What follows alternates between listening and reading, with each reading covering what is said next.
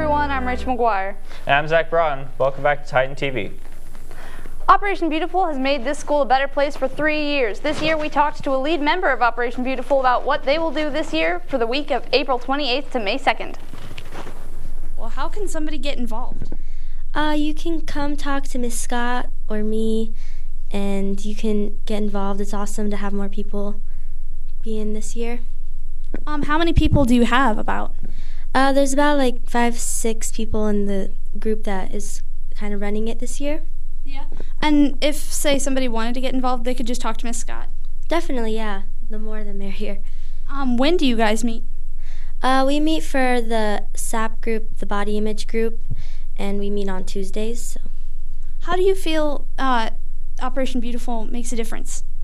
I think that it really helps girls and boys, throughout the day. The aim is mostly towards girls, but it just might, boost someone's confidence or just, make us put a smile on someone's face and help the day go by. What all are you guys going to do, and is it different than in previous years?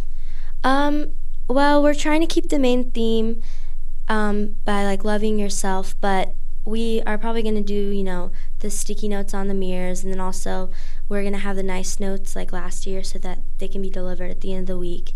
And there's some other stuff maybe coming soon, so we'll see. Very cool. How many years have you guys been going on, do you know? Operation Beautiful is 3 years, and this will be the 3rd year. Senioritis is a very serious problem affecting many senior high school students. CJ Carmine takes an insider's look at this dangerous disease. For as long as there's been high school, there has been a disease known as senioritis. Senioritis is a rare blood disease that develops in many adolescents at the age of 17. Nicholas Charles Jones from Purdue University believes senioritis is a very serious illness and has been getting worse over the years. Yeah, senioritis is becoming an issue year in and year out among seniors in high school. Just looking at my charts here, I've seen a 26% increase in the last 5 years of my practice. So you could say it's a growing concern. When the doctor came into the room with the results, we were just fingers crossed that it wasn't going to be senioritis, but when the blood test results came back, they said it was senioritis. My mom, she passed out. Thank God she had a Kleenex, Seniors from all over the nation have found themselves struck with this disease and suffer with all sorts of problems. Symptoms include laziness, tiredness, loss of ability to focus and comprehend simple tasks involved with their education. Well, he stopped doing his chores, which wasn't much, but he wouldn't move from the couch.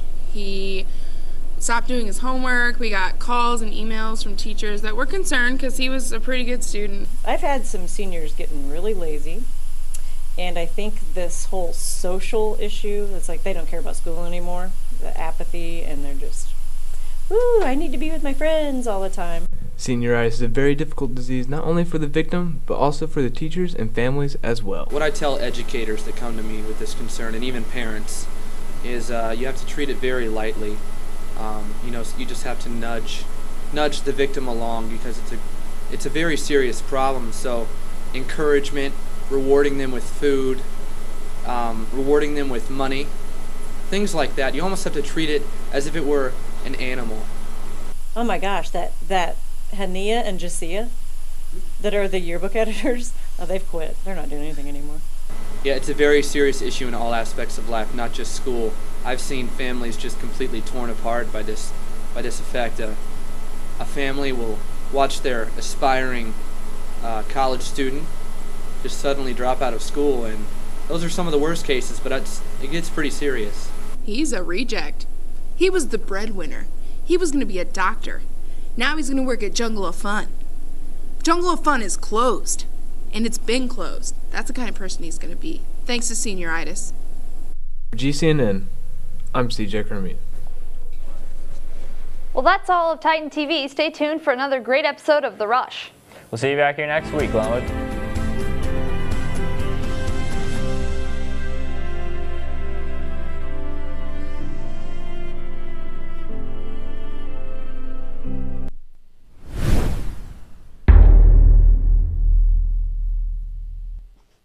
Twin sisters Chris and Cliff Paul set out to unite their fans by creating something everyone could agree on. having lobbed such ideas as the CP three-legged shorts and a State Farm clipper ship.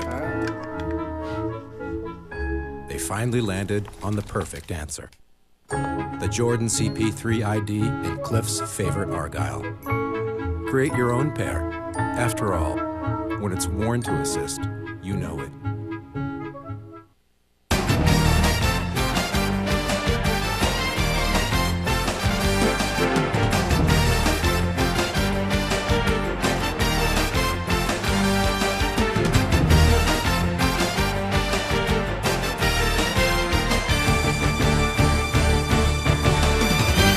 Welcome to the first spring sports episode of The Rush this year. As always, I'm Danny Fry. And I'm Hannah Duncan. This week we bring you coverage of hockey, baseball, softball, and lacrosse. Eric Burklow has the top 3 plays of the week, and the debate's back again.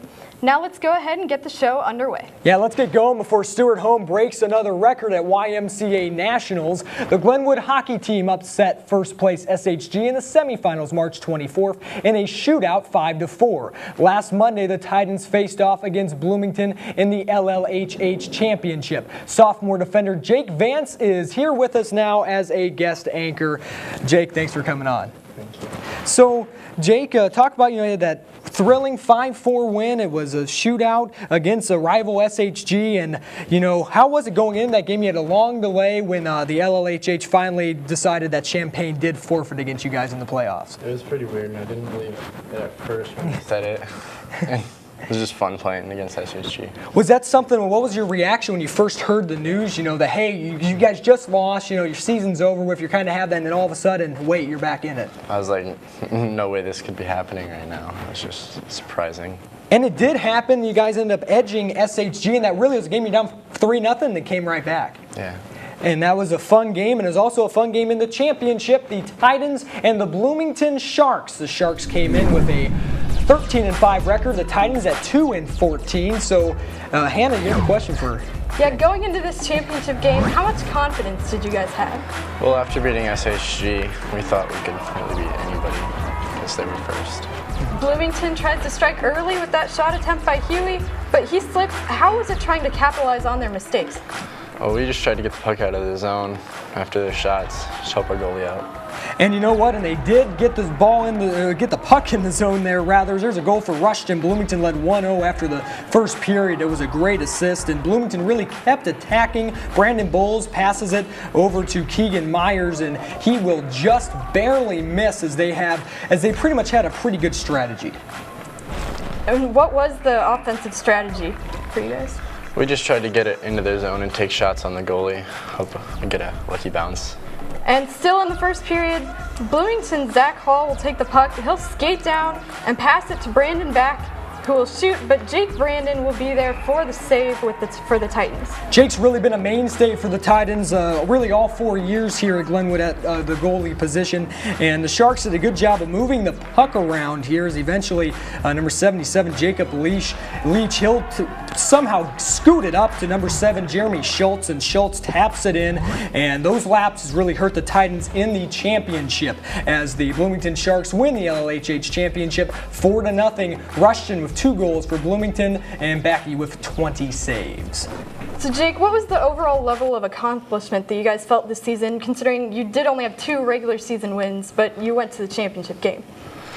Winning that game against SHG was really cool because we only won 2 games all year. It was pretty great getting to the championship game.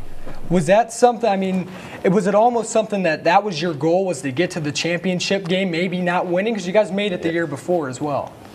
Yeah, we knew we weren't going to have as good of a team as last year since we lost a couple seniors that were pretty good. You feel like this team really, kind of rallied together during that time, kind of had a rough regular season, but you think there was really a bond that propelled you guys in the end? Yeah, You had something. Was there something that really kind of kept you guys going, throughout, maybe knowing that you play SHG?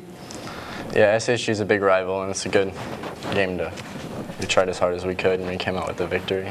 That was a 4-0 loss to Bloomington, but still, you guys made the championship game. Thanks for coming on, Jake. Thank you. The GHS Hockey Club rallied in the playoffs this season all the way to the championship game after, as we said, only 2 regular season wins. Glenwood baseball knocked off Lanphier 11-0 and fell to Barrington 14-4 last week. Now let's take a look at Glenwood's home opener this past Tuesday afternoon at South Park against Lincoln. Against the Lincoln Rail Splitters, 2-1 was their record. Glenwood was 1-1. Brian Hobby starts out on the mound for Glenwood after pitching a no-hitter against Lanphier last week. He was a little rusty as that wild pitch there allows Lincoln pitcher Jordan Yarko to score. In the top of the second, the score was tied at 1.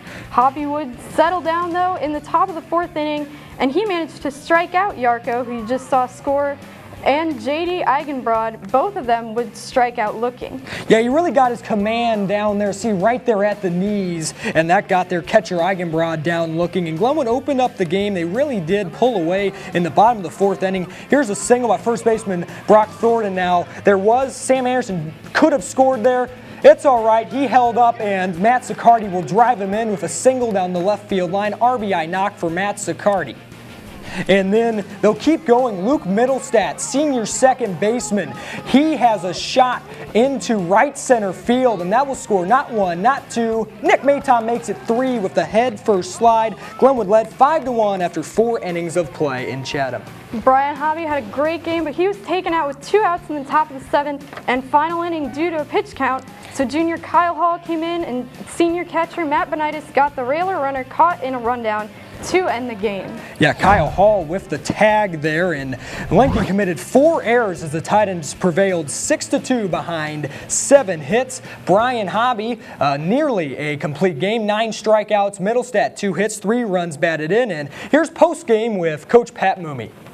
Out of a couple jams and kept the ball down all night. Got us a lot of ground balls, and we got a couple double plays, which really helps when you're trying to get those 21 outs. Quite as smooth as the first game. I mean, I thought Lincoln put together some really good at-bats and really made him work for everything he got. We're going to have to play good, consistent baseball and come along with our hitting a little bit and hopefully get enough wins to get on top again in the conference. Tonight and tomorrow, GHS is hosting a round-robin tournament. Tonight, Glenwood plays Highland Park at 7, and the Titans play at South Park again tomorrow at 11 and 2 o'clock. It's time for our first commercial break of the day. Softball highlights, lacrosse, and a whole lot more right around the corner. Stay right there.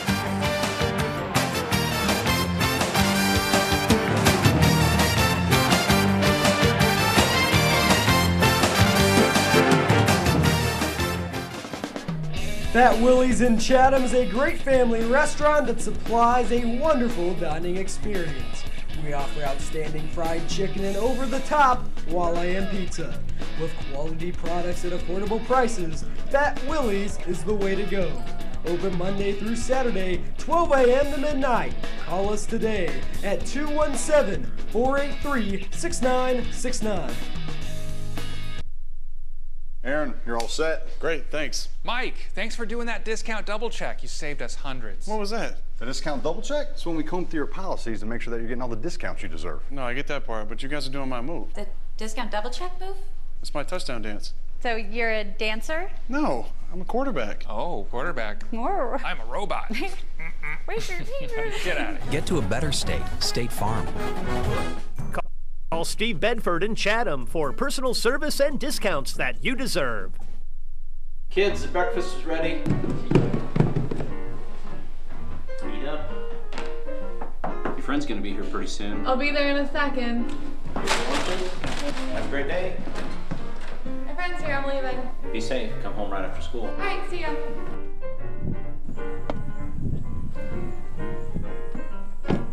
Wow, your dads are really looking out for you. That's not my dad. That's my family's financial advisor, Mr. Sullivan. Sullivan Financial, looking out for your investments and your family. Welcome back to The Rush. The Glenwood softball team faced the Lincoln Lady Railers on Tuesday night at home. GHS senior Abby Burden is here with us as a guest analyst. Abby, thanks for coming on. No problem. So, Abby, you guys lost in the sectional final last year, but you guys did get past the regional hump, winning there in the regional in Mount Zion. And how is that some added motivation for you guys this year to get back to that playoff stage? Well, we definitely want to be in that same position this year. Last year in the sectional championship, that was definitely a tough game, tough pitcher, but we want to be more prepared this year for sure. And what are you and this year's seniors looking to bring to the team as you're ending your high school career? I think we're just trying to prepare the team to be in that situation and be ready for those hard positions and not commit as many simple mistakes and just grind every day. Let's go ahead and take a look at the highlight. The Lady Titans and the Lady Railers. The Lady Titans coming in with a record of 2-1, Lincoln 2-0, and now Bree Graham's on the mound. And what's the pitching staff looking like this year for you guys? Well, we definitely have Bree Graham and also Allison Long will add into that, and then we have some younger girls who could play a role also.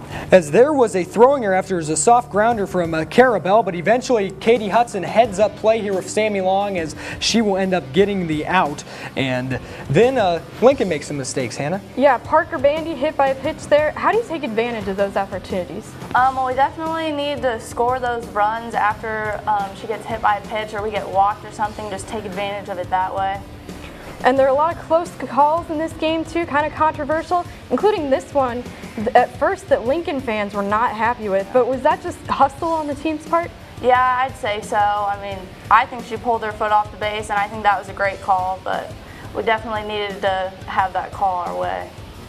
Right there was another one there. Graham bobbled it, but still got the runner out at first. Another real close one, and Bree Graham's very versatile. Here's an RBI single that scores Amanda Balsher. A very crucial hit there, Abby. Yes, it was. Bree definitely came back strong after almost committing that error, but I think she definitely plays a good role for the team. And Bree Graham still on the mound there. The Lady Railers connect on an RBI single, but Glenwood will hang on. Bree, just amazing game for her. In a closer game than expected though, 5-3. Bree will get the complete game. 7 innings pitched and 1 RBI, and Allison Long with 2 hits and 1 RBI. And that game, as Hannah said there, a little closer than you thought, 5-3, 2-run game. They were in it the whole way, never really gave up. But how can you improve from this game going on? I think we can definitely come out stronger with our bats in the beginning to start off with. We were a little bit slow and just not as many errors in the field for sure. All right, Abby, thanks for coming on and good luck towards the rest of this season. The Lady Titans battle Bloomington tomorrow in a doubleheader starting at 10 o'clock on the road. The sophomores are at home, though. Capital City Lacrosse continued their early season schedule against Peoria Notre Dame Saturday at 1 o'clock. Let's go ahead and take a look at the highlights. Capital City against the Peoria Notre Dame Fighting Irish. PND will start off with a shot attempt, but Nate Beverly is there for the save with the assistance of Jack McInerney and Sean Bennett.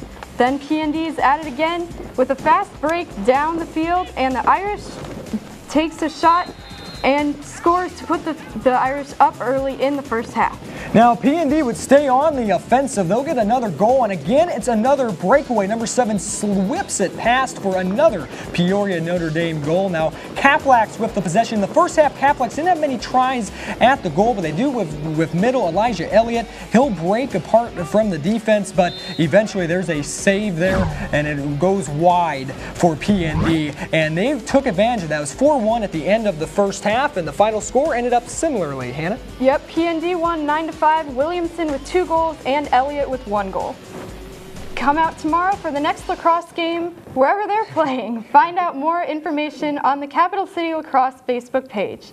Local sportscasters played high school sports. Unlike me, I barely made it past junior high cross country, had a bad hammy. But those area sports broadcasters that did play sports have moved past their glory days on the field to cover the sports that they love. The biggest thing was I lucked out in the best game of my high school career. Actually, it was one that was televised. I hit 5 threes in the game, scored 17 points. Of course, we lost because we were 2-25 my senior year. But the one game the TV came to watch, I when the lights were on, I delivered. Brand new field, strip, boom, 89 yards. It was like chariots of fire down the left field line. Looked to the crowd. I saw my grandma and grandpa, tears in their eyes. Tears in their eyes, brother. I'm just slowly running down, lift the crowd, lift the ball to the heavens, lift the ball to the heavens. Didn't spike it. Barry Sanders it. Just threw it to the referee. Celebrated with my team. It's about the time of college when they realized what they really wanted to do. Started at the radio station, and then all of a sudden I was like, I'm not playing it, but people could still pay me to go watch it and then talk about it? That sounds like a pretty awesome career. So if I can't play, then I might as well get paid to talk about it. My dad said, no, go into something you can make some money at, like me. So I went into business. I got a business degree, and turned out as I was in college and got to do some PA experience and some play-by-play experience, that's what I wanted to do. So I eventually just graduated with a business degree, went into radio, and radio brought me a play-by-play minor league baseball gig, so I moved, and then that brought me a TV gig, and then moved here with a TV gig, and here we are today. And at that point when I was there, I realized that I was doing something that a regular student didn't get to do. That you had to have a special trait, you had to have a special job, you had to have a press pass to do what I was doing, and I thought it was so cool, and I said, you know, this is what I want to do. That was really a turning point. A Saturday morning scrimmage with a bunch of boosters is when I said, yeah, I want to be a sports writer. Zach Kirker knows he made the right career choice because of what he's truly highlighting with his current job. Is there something that I'm doing with this that's valuable to my life, to other people's lives, and to show people, to highlight, those things, those principles that can change people's lives, that make people's lives better, that they took from high school sports, that they're applying to their real lives now. Those are the things that are important. Back when he played high school basketball, Zach Kirker wrote question marks on his sneakers, and he still asks himself that same question today. The same goes now. I used to have a question mark above my desk, and I think it's fallen. I think it's back behind there now, but I put that question mark in a lot of places now, because I ask myself, are you giving it everything you've got today? Are you going as hard as you could today? Most days I'm able to look back and say I gave it everything that I had today. All four of the area sports broadcasters in the story still play sports a little bit, whether it be slow pitch softball or wheelchair basketball, whenever they're not out covering a game. Well, it's time for our last commercial break of the show today. When we come back, Eric Burklow will bring you the top 3 plays of the week, and the debate with our own Mr. Bandy and Miss Kaler is also right around the corner. Stay right there.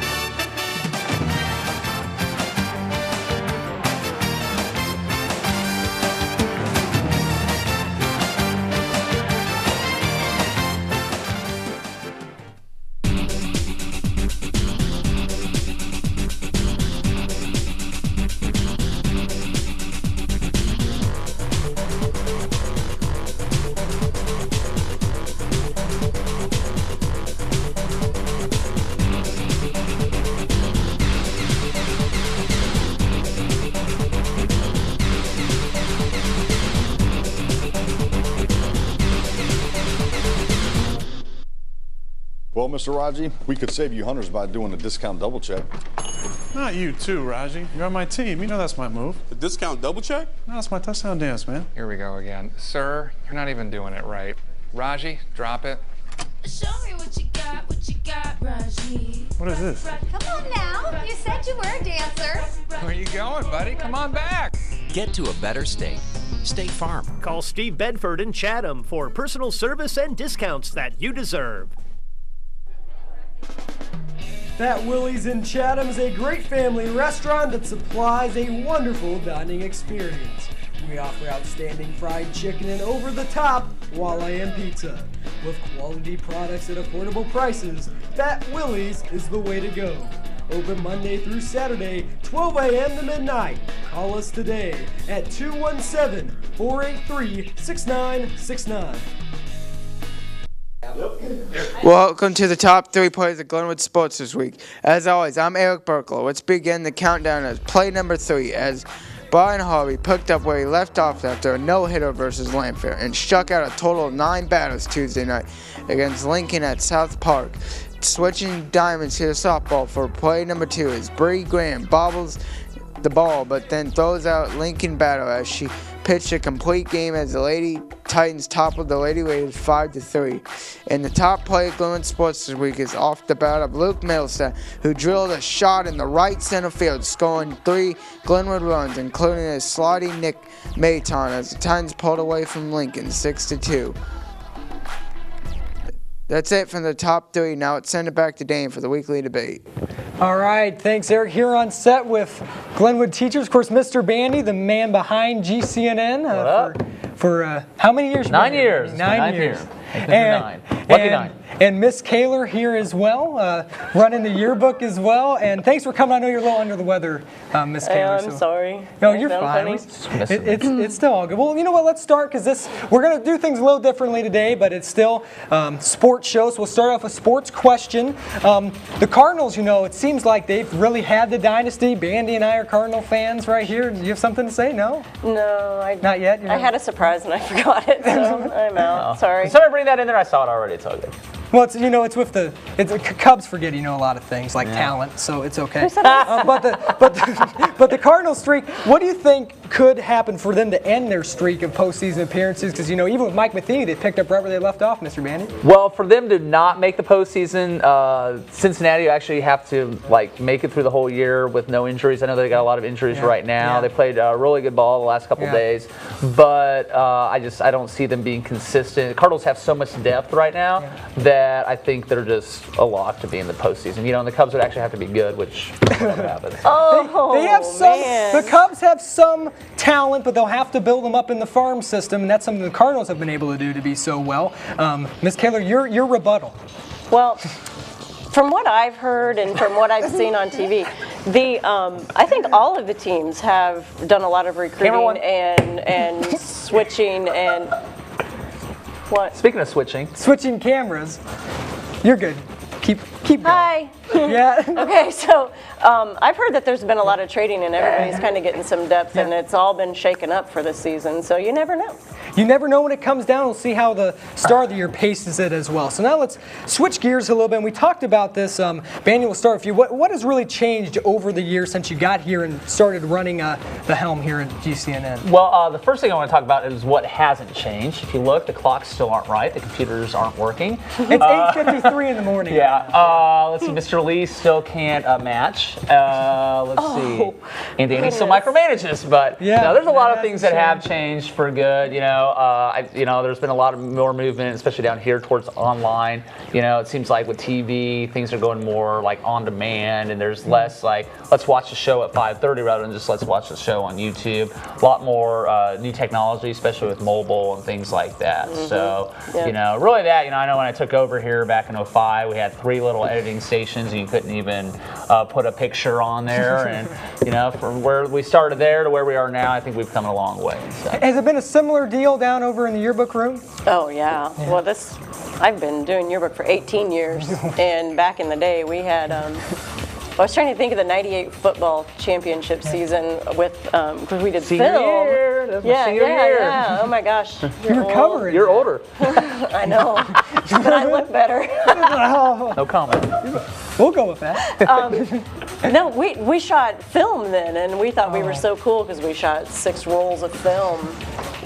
What that time, maybe 125 pictures for the football game. We go to one game now and we shoot 600. If you don't come back for 600, you're not doing your job, yearbook people. So, you hear that?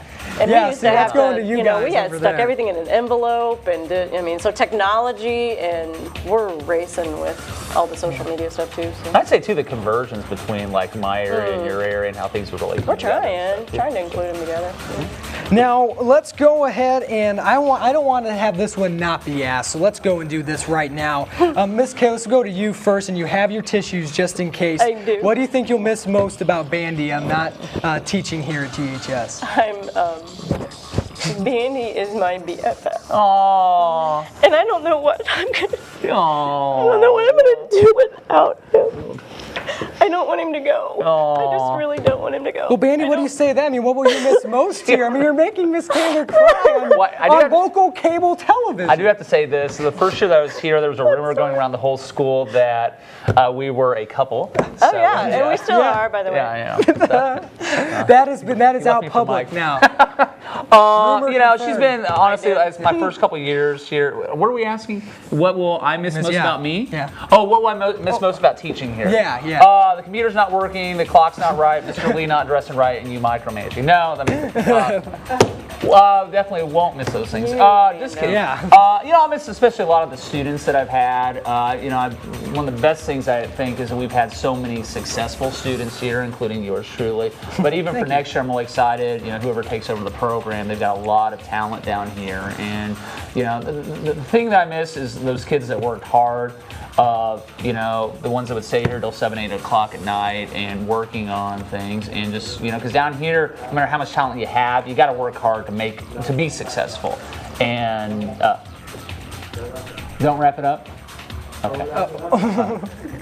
Keep going, baby. Okay, thank you. So you know, that's probably the biggest thing. You know, especially some of the special needs kids I've worked with over the last couple of years, and just seeing, you know, even though they may have a disability or something, how hard they work. And you know, they'll put out quality work, and to see some of them from where they started as freshmen to where they end as seniors. You know, back in 2010 when I had my weather guy, that special needs kid, just, you know, he did an amazing job, and I've got one this year that's doing an amazing job. So it's just bottom line, it's the kids, and you know, seeing kids become successful, not only here but college, career, and stuff like that. Now, I believe we can keep going, so Miss Kaler, you know what? Is there anything else now that you kind of got your I think Windy City's right here. He should go to Chicago. I mean, geez. I got too much to do. No, I think Vandy has really worked well with students and improved this program so much. So you know, he took it and ran with it in the last 9 years, and it's been amazing to see what people have done